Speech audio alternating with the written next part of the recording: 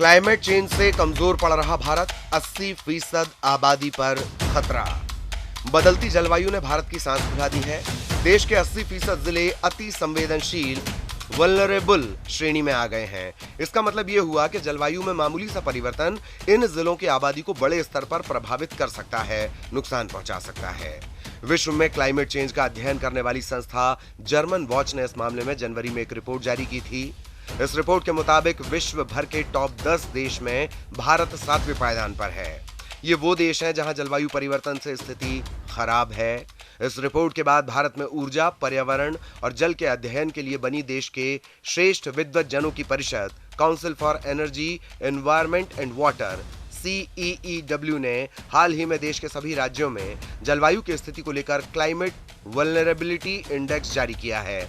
इस रिपोर्ट के मुताबिक देश के 80% जिलों में हालत बेहद खराब है। 40% से ज्यादा जिलों के पास तो आपदा प्रबंधन का ढांचा तक नहीं, यानी कि अगर कोई विपत्ति आती है तो यहाँ की जनता के बचाव के लिए यकायक कुछ नहीं किया जा सकता, सब कुछ राम भरोसे है। इस रिपोर्ट पर बात करने से पहले ये जान लेते हैं कि ये वल्नरेबिलिटी का आखिर मतलब क्या है। सामान्य तौर पर कहा जाता है कि ऐसी कोई भी स्थिति जिसमें जरा सा परिवर्तन भी प्रतिकूल असर डाल सकता है। क्लाइमेट के संबंध में कहा जाता है कि ऐसे हालात जहां कोई भी बदलाव जलवायु पर गलत असर डाल रहा हो। आखिर इसका पता कैसे और कौन लगाता है? जर्मन वॉच नाम की संस्था हर साल पूरे विश्व के लिए इसकी सूची जारी करती है। इसमें बताया जाता है कि जलवायु परिवर्तन की स्थिति किस देश में कैसी है। जनवरी 2021 में जारी ग्लोबल क्लाइमेट रिस्क इंडेक्स की सूची में भारत टॉप 10 देशों में 7वें नंबर पर है। इस सूची में सबसे ऊपर दक्षिण अफ्रीकी देश मोजाम्बिक, इसके बाद जिम्बाब्वे, बहमास, जापान, मालावी, अफगानिस्तान है। इस सूची के बाद सवाल यह आया कि आखिर भारत में किस राज्य की क्या स्थिति है। इसका जवाब खोजने के लिए CEEW ने देश भर के सभी 640 जिलों का अध्ययन किया। इसमें बाढ़, सूखा, चक्रवात आदि की आशंका का अध्ययन किया गया। ये रिपोर्ट कई मामलों में महत्वपूर्ण है। रिपोर्ट में कहा गया है कि देश के 640 जिलों में से 463 जिले वल्नरेबल हैं। इस बात को आप समझ सकते हैं। International panel of climate change के मुताबिक तापमान में 1 डिग्री सेल्सियस की बढ़ोतरी होने पर बारिश 3% अधिक हो जाती है। यही कारण है कि भारत ने हाल ही में मौसम परिवर्तन की तमाम घटनाओं का सामना किया। पश्चिम बंगाल के तट पर एम्फॉन जैसे सुपर साइक्लोन आए। उत्तराखंड के इलाकों में लैंडस्लाइडिंग की घटनाएं बढ़ी हैं।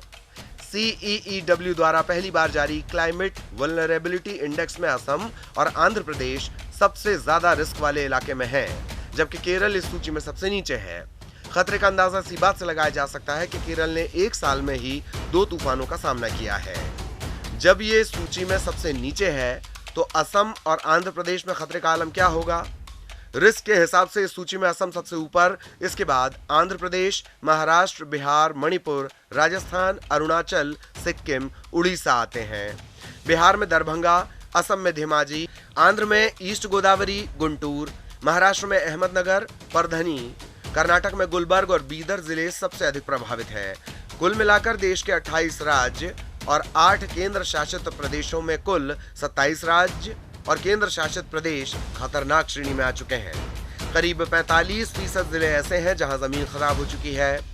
पूर्व क्षेत्र के 59% जिले और पश्चिम क्षेत्र में 41% जिले इस सूची में वल्नरेबिलिटी में आ रहे हैं। ये रिपोर्ट बताती है कि 80% भारतीय ऐसी जगह रहते हैं जो क्लाइमेट चेंज से बेहद प्रभावित है। यानी कि अगर जलवायु में सुधार के प्रयास को लेकर हम अब भी नहीं चेते तो आगे डगर बेहद मुश्किल भरी होगी। वेब अखबार की रिपोर्ट।